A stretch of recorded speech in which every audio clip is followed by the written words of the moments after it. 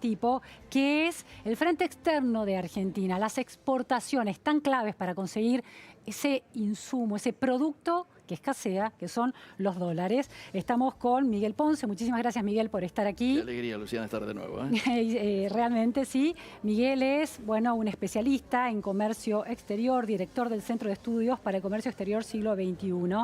Miguel, la noticia de que Donald Trump, el presidente Donald Trump, va a apoyar a Brasil este año para su ingreso a la OCDE, cayó, bueno, contundente en la Argentina. ¿Cuán preocupante es esta información? ¿Es efectivamente un traspié, primer fracaso internacional de Alberto Fernández? Yo diría, primero, desdramatizar la situación. Segundo, nada de sorpresa. Es más bien una consecuencia de algo que se veía venir. Desde la elección por parte de Alberto Fernández, mucho antes de que asumieran, ya empezaron los efectos en el vínculo particularmente con Estados Unidos y en esta triangulación con Brasil. Lo primero que hace Brasil es dejar de comprarnos 750.000 toneladas de trigo, y ¿a quién se las compra? A Estados Unidos. Claro. Entonces acá ya hay una situación muy particular que ha, yo diría, potenciado el eje Trump-Bolsonaro desde una perspectiva política, porque de alguna manera el apoyo político casi de manera incondicional, el alineamiento casi incondicional en política exterior que tiene Bolsonaro en relación a Trump es total. No solo en el tema de Venezuela, sino que ni bien se produce el atentado en el aeropuerto de Irak, ¿no es cierto?, hacia el jefe militar iraní, el primer país que sale en la región a apoyar activamente y calurosamente la acción es Bolsonaro. Claro. Esto hace que inclusive Brasil perdone algunos temas que a nosotros no nos perdona. Vos recordarás que hubo algo que llamó la atención. La Embajada de Estados Unidos en la Argentina alerta sobre los riesgos que tendría si Argentina optara por el 5G. Sin embargo, ¿qué hace Brasil?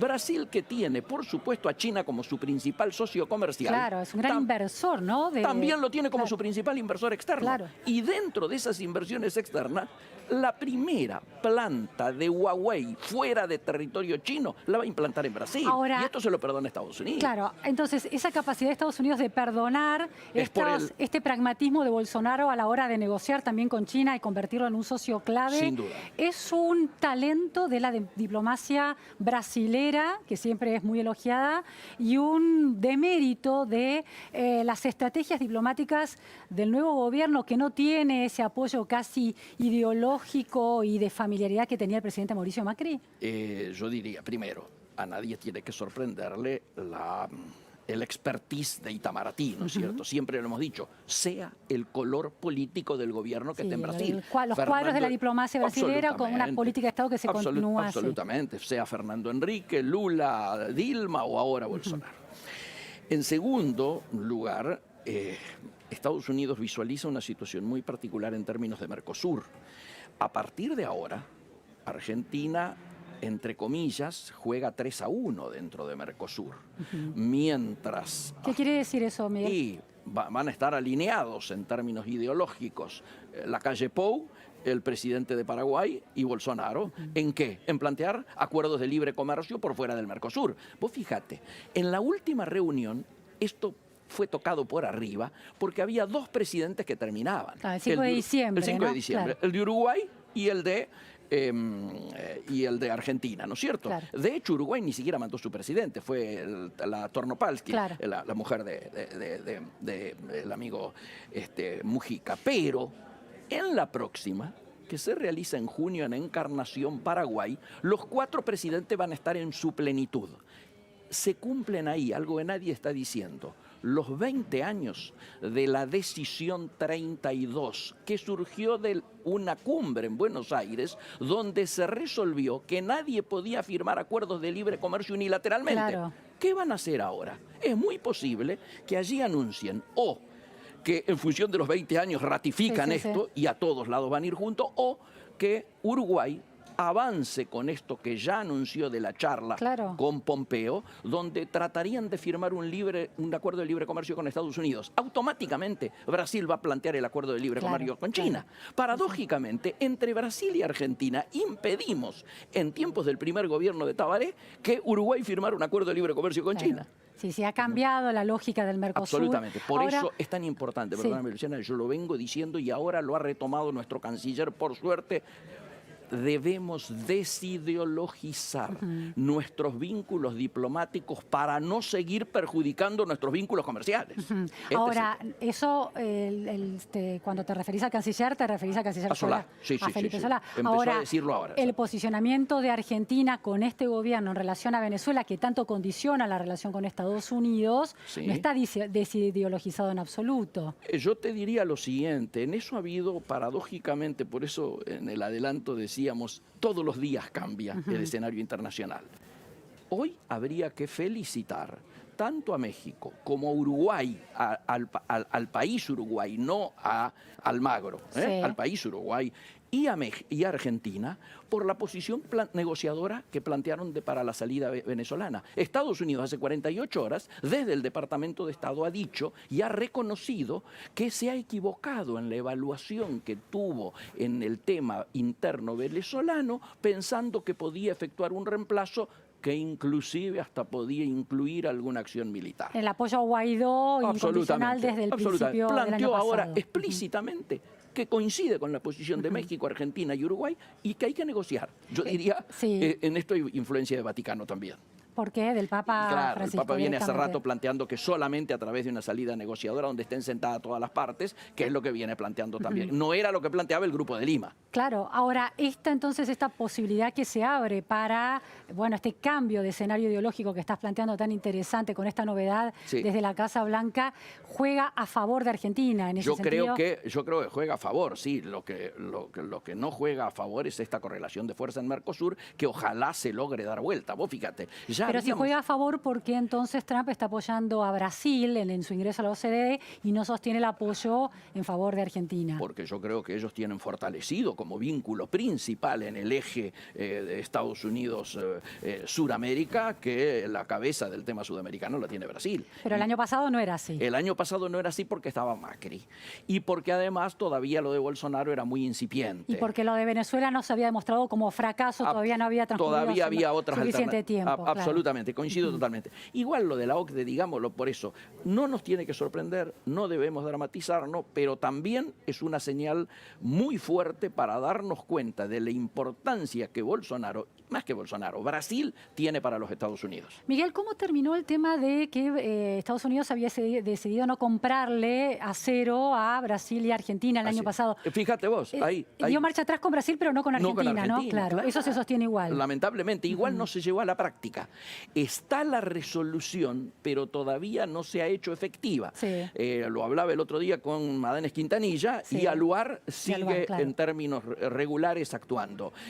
La noticia del día hoy que altera todo es lo que acaba de ocurrir hace una hora, que tiene que ver con todo esto que estamos hablando, que es la firma del tratado, del tramo número 1 entre Argentina entre China y Estados Unidos. Ahora vamos a avanzar con eso. Perfecto. Quiero detenerme un poquito con el tema de la OCDE, que desde el gobierno argentino, desde la Cancillería, sostienen que era razonable que Brasil fuera el elegido este año, también para compensar la molestia de Brasil, porque Argentina había sido muy apoyado. Antes, por supuesto. Y por otro lado, lo que se plantea desde el gobierno es que los requisitos que la OCDE pide en términos de libre mercado indican una reforma previsional tributaria y de trabajo que este gobierno no estaría dispuesto a realizar. Yo diría ¿Esto es así? Sí. Yo diría que en gran medida esto es así. Brasil ha dado varios pasos adelante con sus reformas. Está lógicamente mucho más cómodo y más cerca de cumplir los condicionamientos que la OECD plantea para su integración como miembro pleno. Y me parece que hubiera sido una situación que inclusive podría haber llevado a un divorcio entre la decisión política de integrar y las posibilidades reales de llevarla a cabo. Claro. Hubiera sido más bien casi un quemo, aceptar, ingresar y después no poder cumplir las condiciones. O un posicionamiento meramente retórico, imposible de ser llevado a la práctica. Y otro Lo cual argumento... no implica que tengamos que estar alegres por esta decisión. ¿Qué pierde Argentina por no ser un miembro presente, estar activo? En las grandes ligas, estar en las mesas importantes donde se resuelve la política, pero como hoy. La política comercial. Claro, en gran medida y en términos políticos también, pero la política comercial es la que más nos interesa porque es la más urgente para nosotros en estos momentos, ¿no es cierto?, a resolver. Ahora, yo diría que como esto tiene mucho olor a multilateralismo, ¿no es cierto?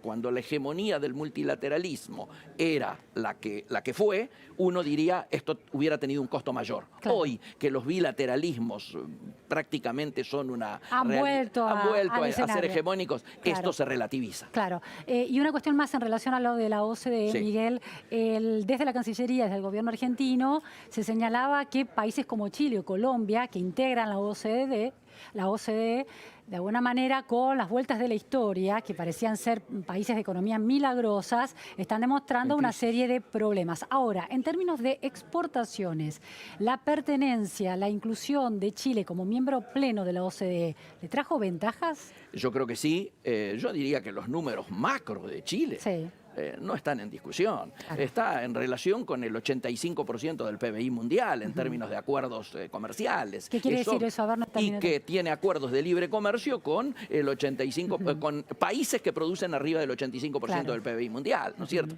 Y esto es un tema de absoluta importancia. Nosotros estamos con el 9. Claro. Miremos la diferencia. Y en términos de su balanza comercial. También en términos de su balanza, a lo mejor esperaban algo más, pero no está tan grave. El problema de Brasil y de la crisis brasilera es claramente la situación de injusticia social. De Brasil, de Chile. De Chile.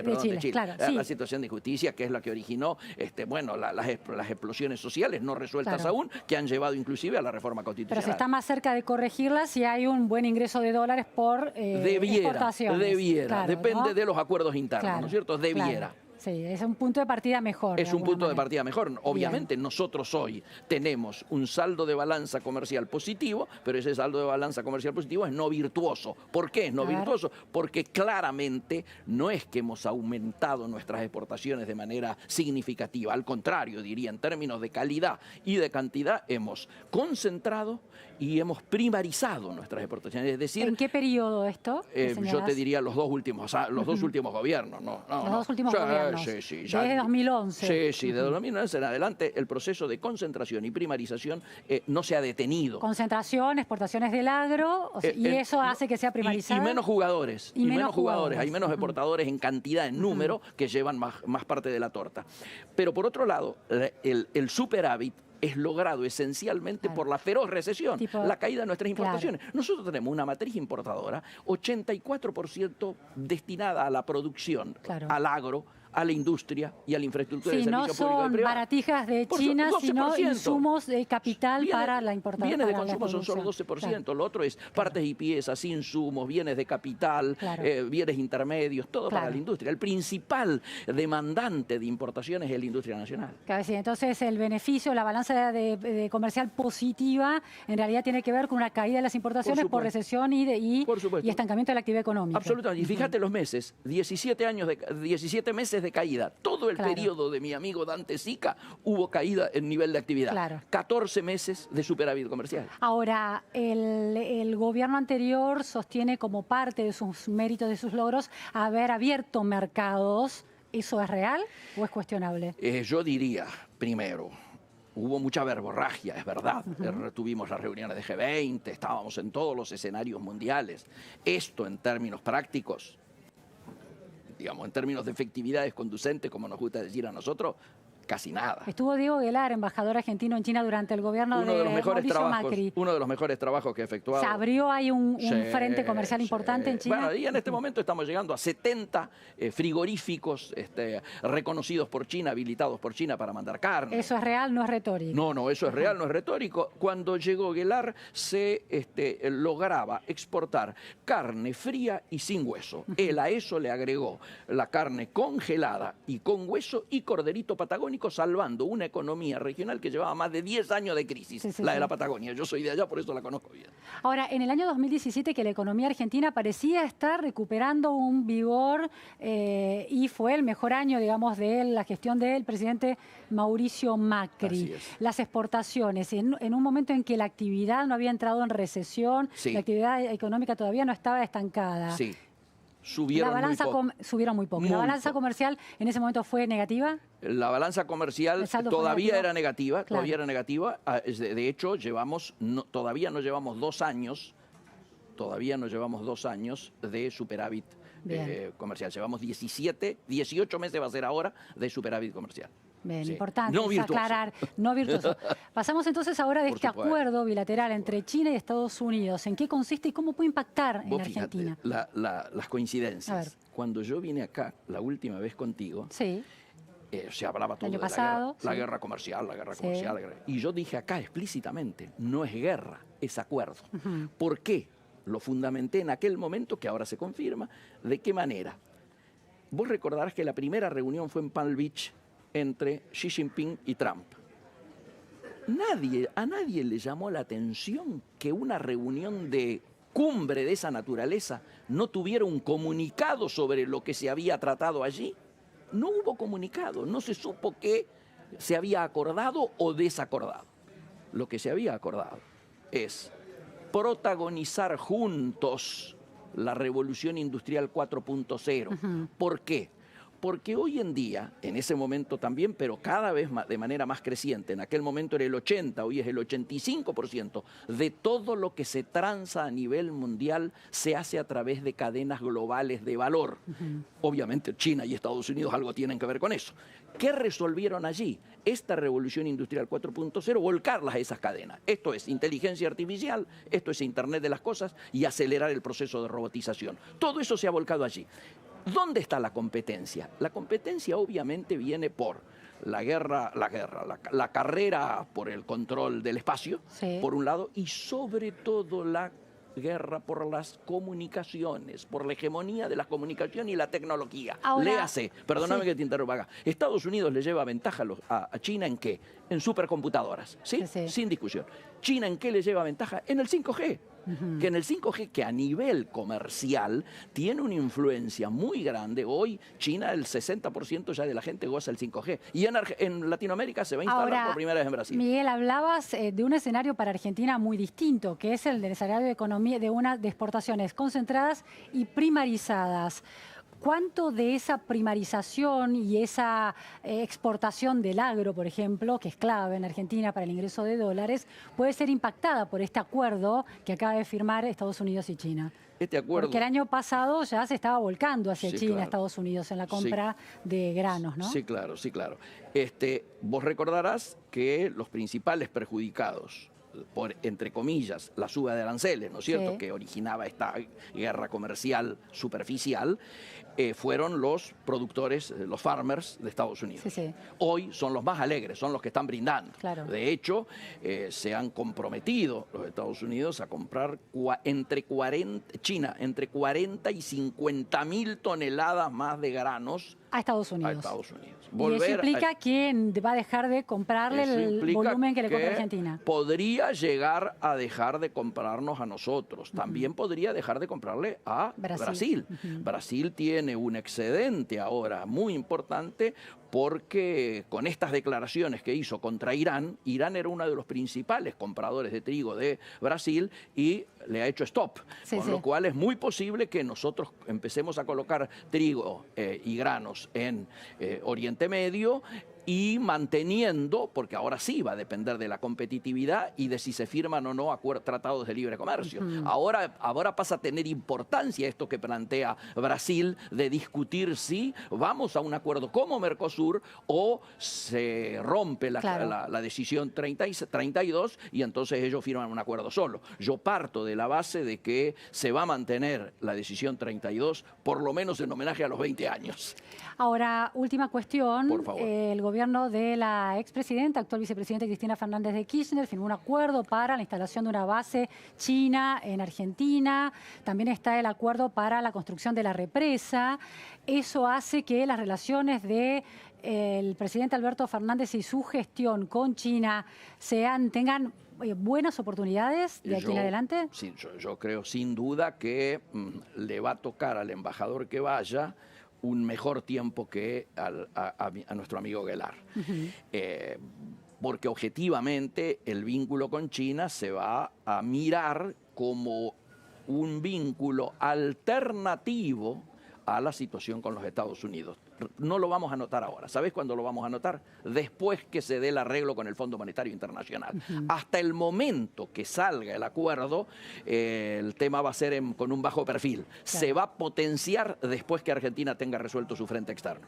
Muchísimas gracias, Miguel Ponce, por todas estas precisiones interesantísimas sobre el frente externo de Argentina, tan decisivo para nuestro futuro. Y digámoslo así, yo creo que Alberto Fernández no se imaginó que todos estos cambios le iban a ocurrir realmente, en el primer mes. ¿no? Es tremendo. Sí, un juego de té que se transformó completamente desde que obliga la Asunción. esto, lo exige, ¿no? Muchísimas gracias, Gracias Miguel. a vos, Luciano.